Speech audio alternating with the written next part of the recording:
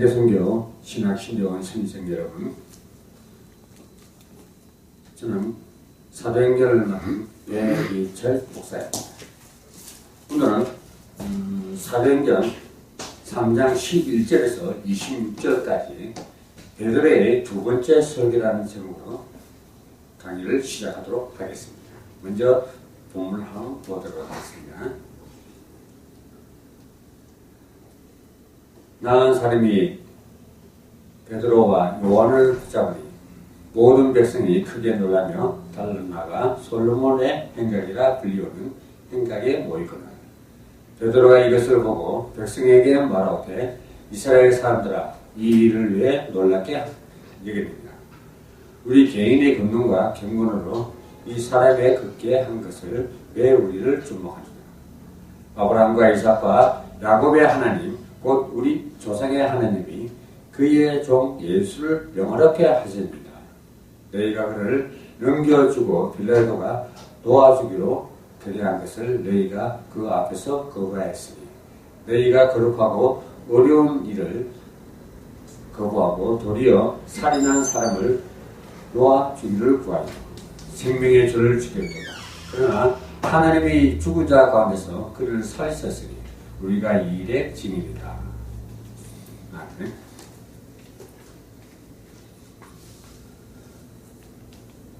오늘 본문은 안진병이 치유 이적을 보고 모인 무리들에게 베드로가 행한 두 번째 설교입니다. 첫 번째 설교는 사도행전 2장 14절에서 36절까지 첫 번째 설교를 하였습니다. 그럼 두 번째 설교는 구약을 인용하면서 예수가 그리스도 되심을 선포하고 회개를 통한 영접을 권고하고 있습니다. 베드로의 설교에서는 세 가지 내용을 구성되어 있습니다. 첫째, 유대인의 죄를 지적하면서 예수 그리스도의 구주 되심을 선포했습니다. 본문 12장에서 16절을 보면 베드로의 설교의 단어를 보면 절대적으로 무식하지 않았습니다.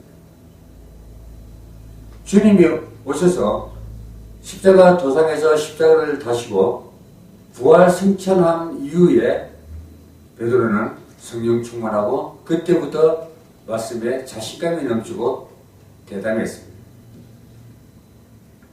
12절은 우리를 주목하지 말라. 누가 즉 우리 개인의 능력이 아니라는 것입니다. 베드로가 설교하는 것은 하느님의 오직 예수 그리스도의 말씀을 전한 거지 베드로의 말이 아니라는 거예요. 그래서 베드로를 바라보지 말라니 말씀을 전가하시고 들려주시는 분은 오직 예수가 그리스도이기 때문에 그분을 바라보라고 베드로가 지적하고 있는 것입니다. 13절은 유대인의 범죄를 지적하고 있습니다. 그토록 4000년 전부터 여인의 후손을 보내겠다는 예수 그리스도를 영접하지 못했습니다. 그 때문에 자기네들이 알고 있는 신앙적 교리를 가지고 지금 이 땅에 오신 그리스도의 교리를 이단화시켰어요. 14절은 베드로는 예수님을 거룩하고 어려운 일이라고 했습니다. 근데 어떤 유대인들은 예수님을 죄인으로 취급했습니다. 그래서 예수님 대신 살인한 강도를 놓아주기를 원했습니다. 그래서 마태복음 27장 16절 21절에서 말씀하고 있는 것입니다. 12절에는 15절에서는 부활의 증인임을 설명하고 있습니다. 분명히 사람은 죽으면 절대 죽어서 살아나지 못합니다. 근데 예수님은 십자가에서 완전히 피 한 방울 남기지 않고 완전히 다 쏟고 죽었습니다. 죽었는데 약속하신 대로 3일 만에 부활했다는 사실입니다. 그런데도 유대인들은 그분을 그리스도로 인정하지 않습니다. 초림자가 왔었는데도 아직까지 안 왔다고 하늘을 쳐다보고 있는 것이 바로 유대 종교입니다. 그러다 보니까 16절에 안전병이가 치유된 것은 예수의 이름으로 믿음으로 되었음을 말했는데 유대인들은 그것을 이상하게 생각했어요. 그 안전병이가 자기가 안전병이 된 것을 포기하고 살았는데 베드로가 내게 있는 것을 내게 주노라 하고 이렇게 세웠습니다. 오직 하면은 예수님께서도 병자들을 치유해야 하듯이 베드로도 예수님의 능력을 입었기 때문에 그 능력을 알았기 때문에 안전병이를 이렇게 세울 수가 있었던 것입니다. 여기에 대해서 설명하려면 많은 그 이유와 또 그의 타당성을 설명할 때는 너무나 깁니다. 두 번째, 유대인들의 해결을 요청하는 것이 17절에서 19절에서 말씀하고 있습니다. 근데 12절에서는 이스라엘 사람들아 라고 말했고 16절에서는 형제들아 하고 말했습니다. 17절에서는 너희가 알지 못하여서 했습니다. 이 말은 이스라엘의 백성들의 무지함을 지적하고 있는 것을 볼 수가 있습니다. 구약에서부터 이스라엘 백성들을 전혀 이스라엘로 봤습니다. 왜? 메시아가 올 민족이고 땅이기 때문에 그렇게 본 것인데 정작 선택받은 유대인들은 그걸 알지를 못했습니다. 18절에 예수님의 순환과 부활을 하나님의 이것은 계획인 것입니다. 19절에서는 회개를 촉구하는 내용. 언약의 성취자이신 예수 그리스도를 선포하는 내용이 20절에서 26절까지 말씀하고 계십니다. 그럼 유대인들이 죽인 예수는 아브라함을 통해서 약속된 언약의 자손입니다. 창세기 12장 1절에서 3절에서 하나님께서는 말씀하고 계신 것입니다. 모세와 같은 선지자가 바로 예수 그리스도입니다. 오직 예수님만 전하는 설교를 베드로도 하였다는 사실입니다. 모세도 신명기 18장 15절과 18절과 19절에서 모세의 설교를 볼 수 있습니다. 사도행전 3장 사건은 하나님의 모든 계획과 구약이 성취되는 현장으로 보면 되겠습니다. 우리가 구약에서 얘기한 것듯이 신약이 와서도 설교 가운데 구약과 연관시켜서 신약에서 말씀하시는 것을 많이 볼 수가 있습니다. 창세기 3장 1절에서 20절의 문제가 해결되는 순간입니다. 창세기 3장 1절에서 5절까지는 아담하의 타락을 얘기하고 있고 3장 15절에서는 여인의 후손을 보내겠다는 말씀을 해주신 것입니다. 그것이 사도행전 오늘 본문에서 해결되는 순간이 있습니다. 지구상의 세 가지 문제가 해결되는 순간입니다. 타락과 영적 문제, 내세 문제가 그리스도로 말미암아 해결됐다는 사실입니다. 쉽게 얘기하면 그리스도께서는 과거, 현재, 미래 문제를 다 해결했지만 우리가 현재를 어떻게 살아주냐 하는 것입니다. 그래야만이 오늘 이 본문의 말씀이 말씀하는 구약의 문제 세 가지가 해결되는 것입니다. 개인의 인생이 변해되는 순간입니다. 이것이 뭐냐? 오직 예수 그리스도 그분에 의해서 과거, 현재 무대가 보장됐다는 사실입니다. 그리스도가 오므로 말미암아 구약 율법이 완전히 해결되는 순간이었습니다. 불필요한 제도, 제사 제도가 그리스도로 말미암아 율법이 완성되어 버렸습니다. 이스라엘의 소원 무엇이겠습니까? 메시아 그리스도. 이것이 성취되었음을 증명하는 시간이 바로 창세기 3장 15절입니다. 두 번째, 안전병이의 치유 이후에 나타난 반응입니다. 아마 안재명이가 일어난 것은 많은 사람들에게 놀라운 사건이었을 것입니다.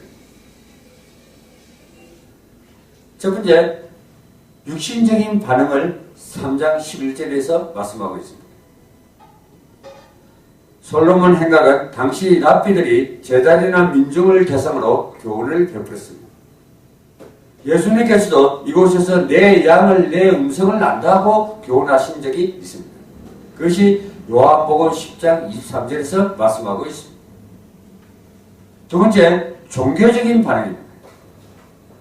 앞으로 설명되겠지만 4장 1절에서 3절에서 제자들이 부활의 복음을 전하는 것을 아주 유대인들이 싫어했어요.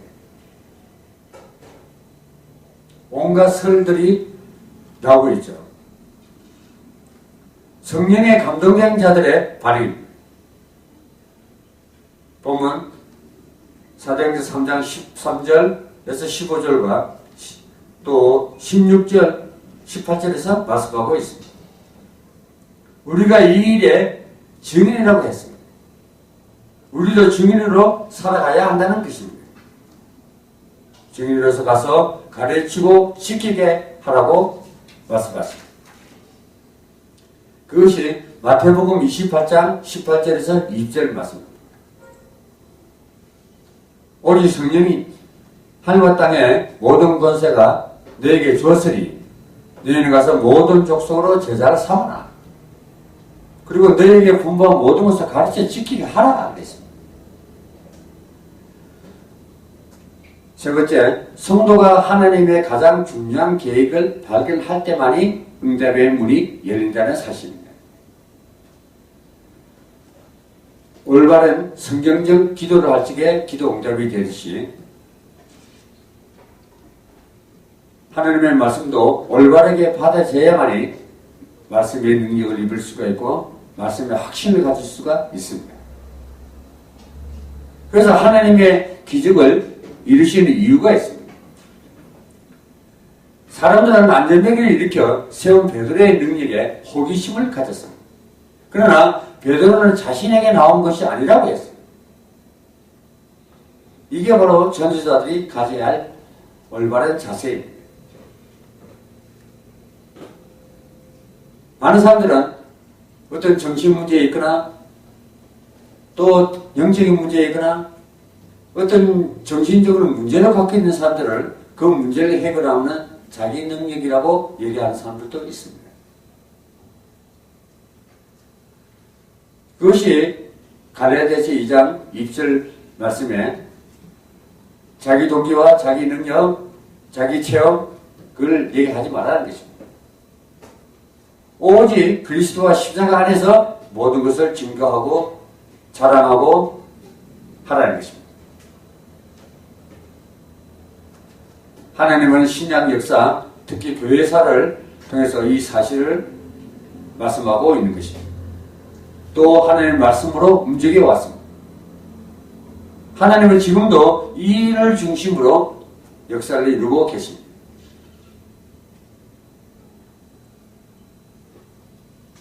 사도행전 3장 19절과 21절, 22절, 23절, 25절에서 26절 그 참고하시면 되겠습니다. 하나님은 이 사실에 증인되는 자를 중심으로 일을 하십니다. 우리 성경을 통해서 볼 수 있겠지만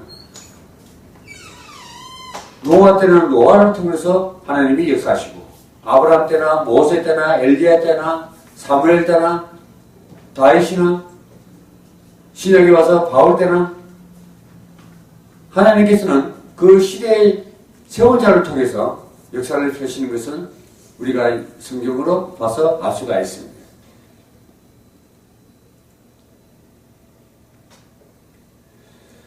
그래서 주로 구약기에는 선지자, 제사장, 세월자를 통해서 하나님을 대신하게 하고 대언하고 계시도 하고 예언을 하고도 했습니다.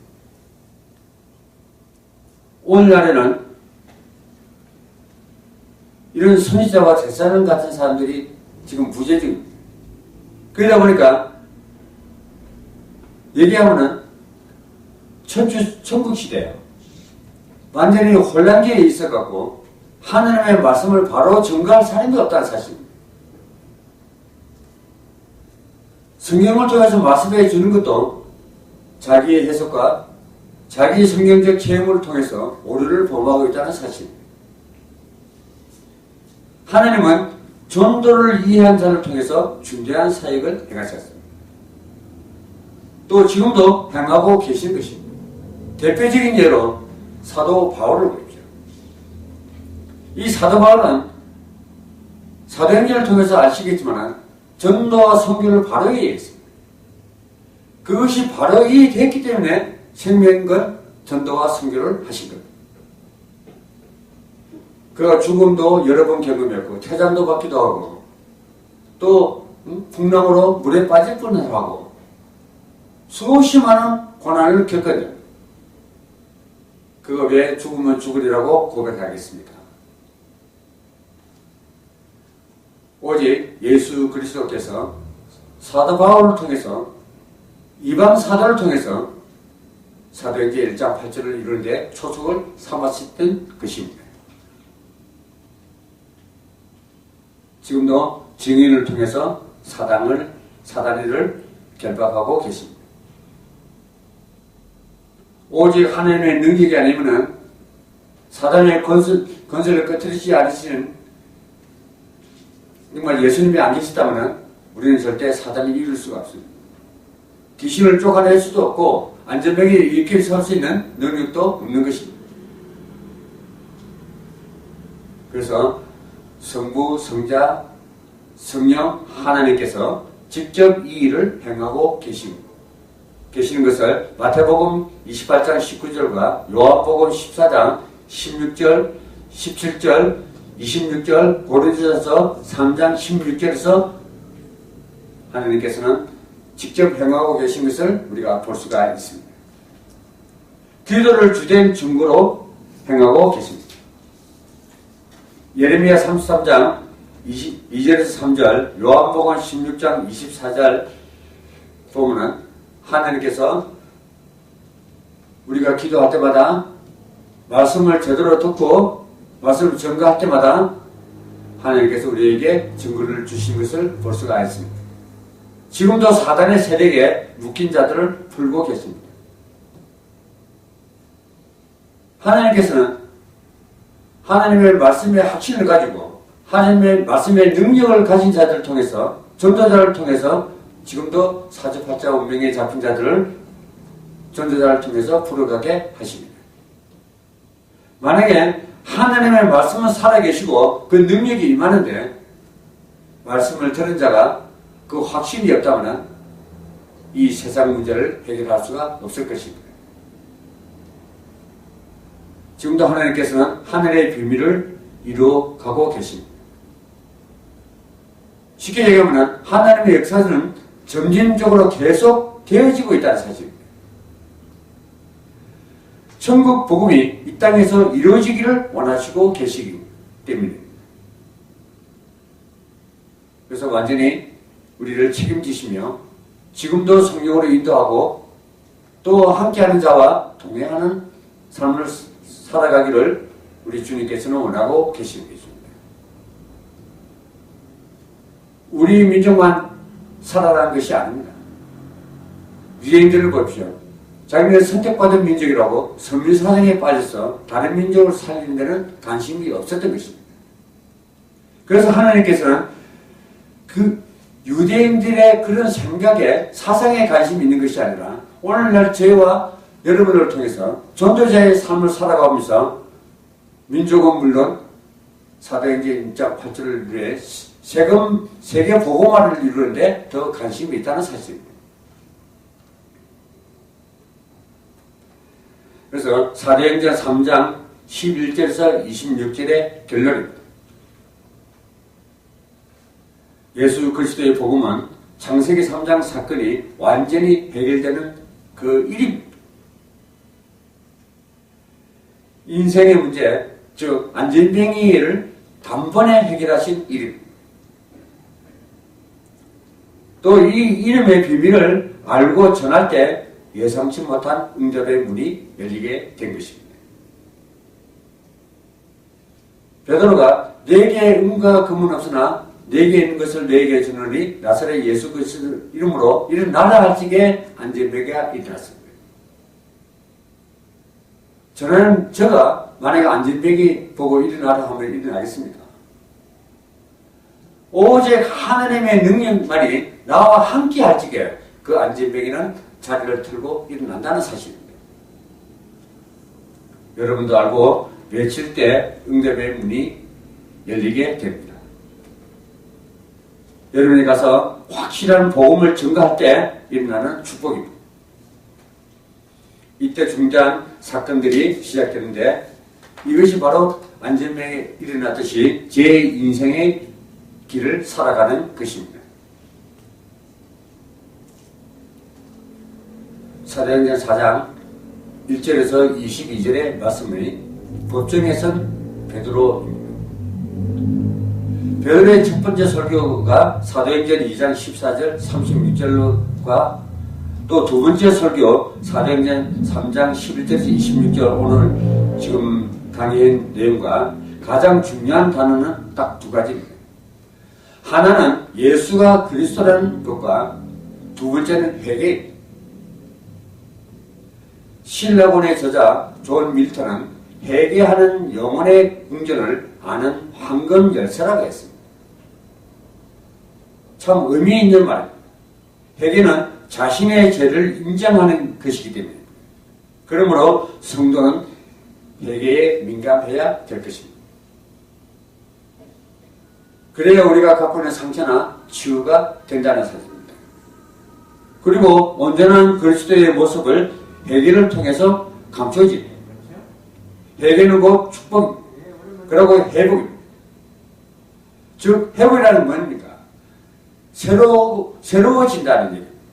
그러니까 이 상한 심령이 하나님의 재창조적 능력으로 새롭게 변한다는 사실입니다. 여기서 새로워진다는 말은 세 가지를 포함하고 있습니다. 사도행전 11장 18절에 생명을 넣는 것입니다. 고린도후서 5장 17절에 새로운 피조물이며 재창조적 역사가 임한다는 것입니다. 요한복음 5장 29절에 생명의 부활을 얻는다는 것입니다. 그래서 저와 여러분이 회개가 얼마나 중요한 건지 아시기를 바랍니다. 그러면 회개하면 어떻게 해야 되는가? 이사야 1장 18절에 보면은 너희의 죄가 주홍같이 같을지라도 눈과 같이 희어질 것이요 양털과 같이 희게 되리라고 말씀하십니다.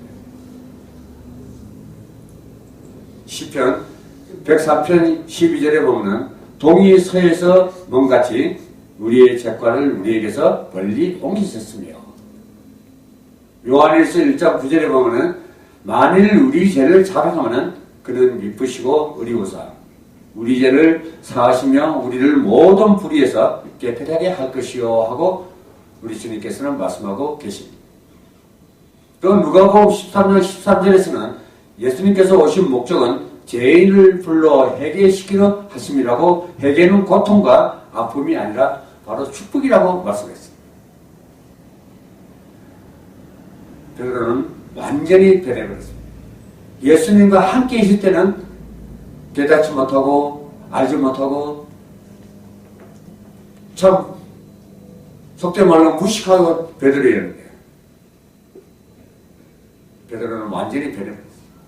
오늘 본문은 베드로가 변했어요라는 말을 실감케 하는 본문입니다. 베드로도 너무너무 변했습니다. 이 베드로의 아주 좋은 모습이었어요.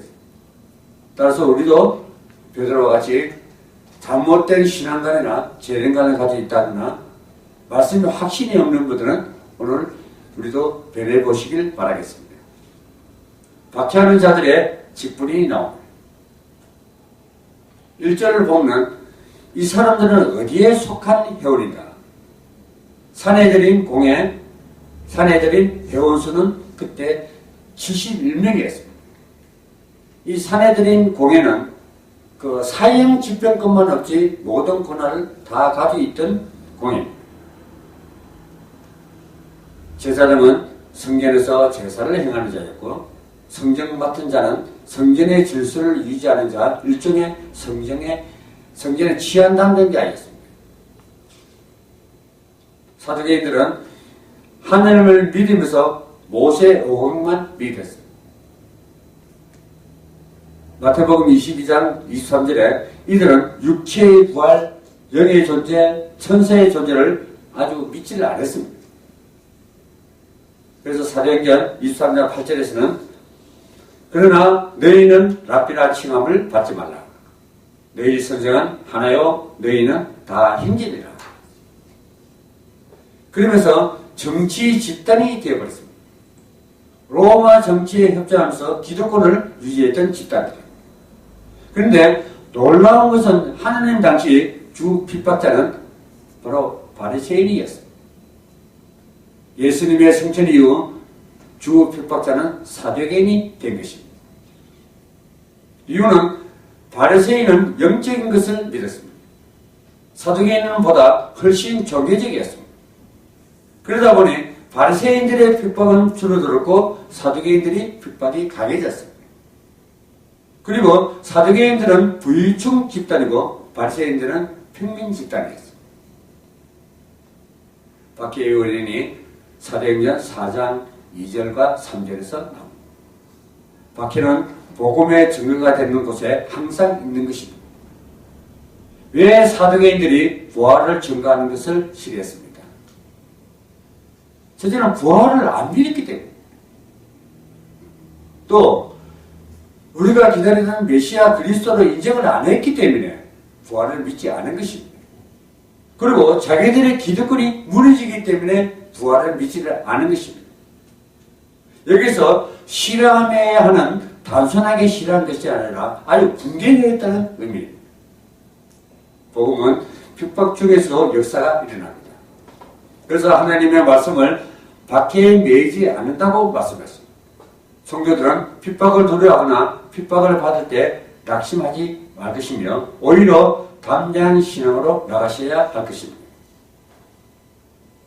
법정에 선 베드로가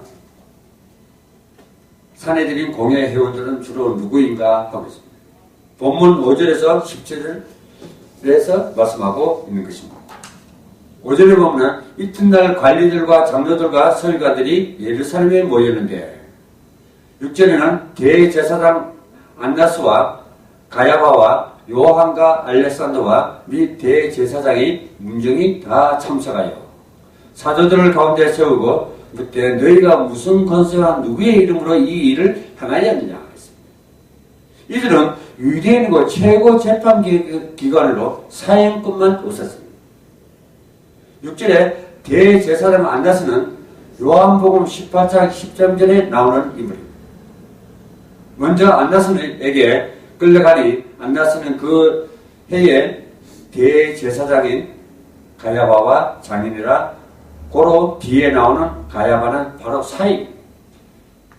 이 두 사람은 예수님의 죽음과도 깊은 관계가 있었습니다. 이들이 던진 핵심적인 질문은 무엇인가? 7절에 보면 무슨 권세와 누구의 이름으로 이 일을 행하였느냐? 베드로의 대답이 8절에서 12절에 나옵니다. 베드로의 대답을 보면 사도행전 4장 8절에서 보면 베드로가 성령 충만했습니다. 이 성령은 베드로의 수준을 뛰어넘는 성령 충만이었습니다. 이게 우리에게도 있어야 될 줄로 믿습니다.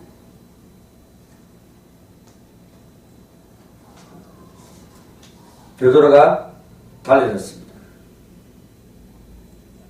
이것이 두 번째 달라진 모습입니다. 또 구약을 인용하여 설교했습니다. 11절을 보십시오. 이것은 시편 118편 22절의 말씀입니다. 건축자 유대인들이 쓸모없는 도료라고 버린 돌이신 예수님을 하나님이 다시 살렸습니다. 그리고 시대적인 말씀을 증거했습니다. 12절에 여기서 구원이란 영적인 구원만을 말하는 것이 아니라 육적인 구원, 즉 질병 치유도 포함한 구원입니다. 따라서 복음은 기적과 이적을 포함합니다. 고치덩어리로 성령한 베드로와 요한이 13절에서 22절까지는 공의의 경고와 사도들의 석방이 나옵니다. 왜 석방했는가? 세 가지 이유가 있습니다. 베드로의 논리에 반박한 근거가 없었습니다. 아무 이유도 찾을 수가 없었다는 얘기입니다. 여기서 학문 없는 범인은 정규 랍비 교육을 받지 않았다는 얘기입니다. 자신들처럼 당대 최고의 교육을 못 받은 사람들을 뜻하며 부식하다는 말을 하는 것입니다. 안전병이와 안전병이를 고치는 것을 직접 본 사람들이 여기에 와 있었기 때문입니다.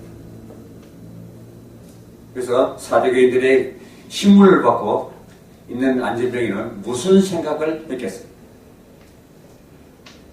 속된 말로 병신들 지랄하고 자빠졌네라고 했었겠어요. 이 안전병의 나이는 40세 정도 됐습니다. 지금도 이 세상에는 그때 당시의 안전병이 아니라 지금도 안전병 같은 신앙을 가진 분들도 많이 있습니다.